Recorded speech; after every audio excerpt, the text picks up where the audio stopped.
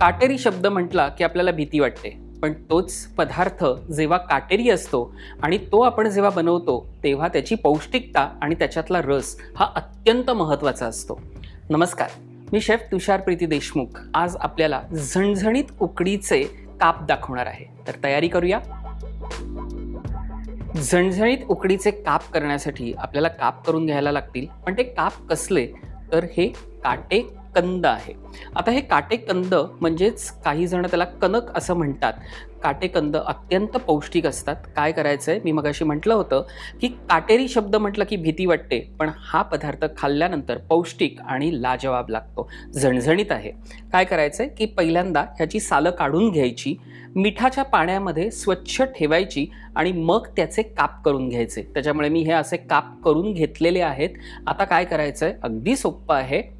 सगळे जे काप केलेले आहेत, जे मिठाच्या पाण्यात ठेवलेले आहेत, ते एका बाउलमध्ये घ्यायचे. येस. सो आपल्याला आता काय करायचंय, 2 मोठे चमचे आपल्याला चिंचेचा कोळ याच्यामध्ये मिक्स करायचा आहे. कंद हे थोडे खाजरे असतात, त्याच्यामुळे त्याला चिंचेचा कोळ अत्यंत गरजेचा असतो. सो 8 ते 10 मिरच्या आपण मस्तपैकी पेस्ट करून घेतलेल्या आहेत, त्या घालायच्या आहेत. 2 चमचे आलं, लसूण आणि कोथिंबिरीच्या देठाची पेस्ट. कसुरी मेथी साधारण एक आपल्याला 2 चमचे, फक्त ती काय करायची, क्रश करायची हातावरती आणि मग त्याच्यामध्ये घालायची. आमचूर पावडर 1 टीस्पून, हिंग पाव टीस्पून, हळद अर्धा टीस्पून. मसाला जो आपल्याकडे अवेलेबल असेल तो मसाला आपण घरामधला वापरायचा आहे, तो 2 चमचे, कारण आपण हे मस्त काप स्पायसी करणार आहोत.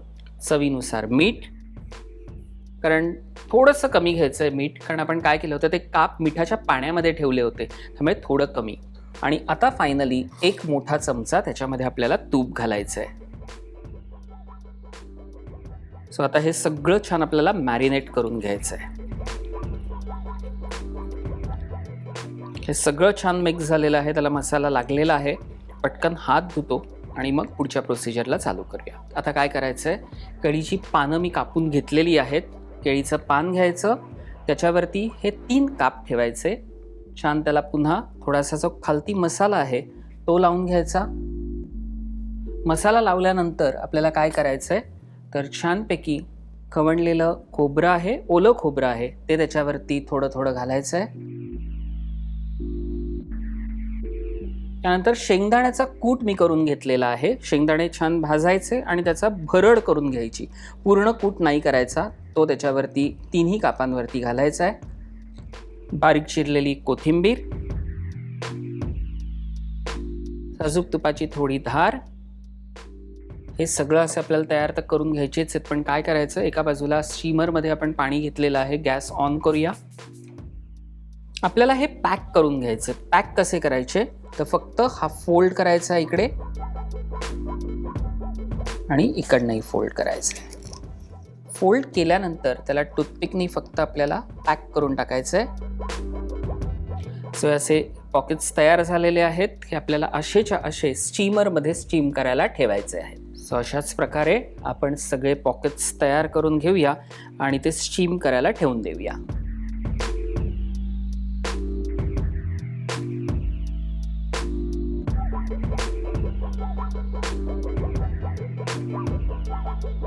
सगळे पॉकेट्स तयार आहेत. काय करायचं आहे, ह्याच्यावरती लीड ठेवून द्यायची. 25 मिनटं मस्तपैकी ह्याला उकडवून घ्यायचे आणि मग झणझणीत उकडीचे काप तयार होतील, ते सर्व करून घ्यायचे. 25 मिनटं झालेली आहेत. आपल्याला पाहायचं आहे की झणझणीत उकडीचे काप तयार आहेत की नाही. पटकन पाहूया. हा हा हा हा, काय मस्त स्टीम आणि केळीचं पान, त्याच्यातले ते मसाले, सगळा असा फ्लेवर खूप छान येतोय. त्याच्यामुळे पटकन गॅस बंद करूया आणि हे काढून घेऊया.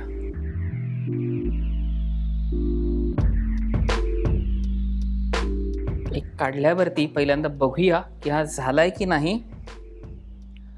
हा हा हा हा हा, येस. सो बाकीचे काढून घेऊया.